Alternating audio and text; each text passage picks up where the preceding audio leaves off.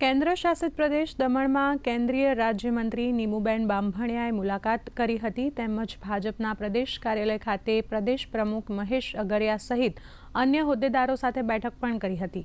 ત્યારબાદ પત્રકાર પરિષદને સંબોધન કરતા તેમણે નારી શક્તિ વંદન અધિનિયમ અંગે નિવેદન આપ્યું હતું। તેમણે આ અધિનિયમ સંસદમાં પાસ ન થવા બદલ કોંગ્રેસ સહિત અન્ય વિરોધ પક્ષોને જવાબદાર ઠેરવ્યા હતા।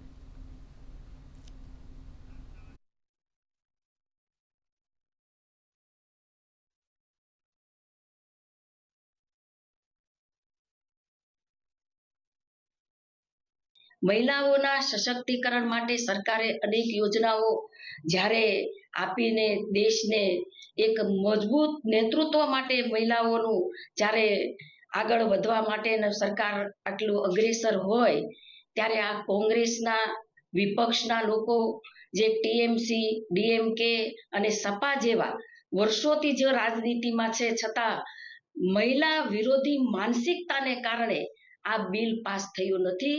મોદીજીના નેતૃત્વમાં મહિલાઓ માટેની લડત અમારી હંમેશા રહેશે।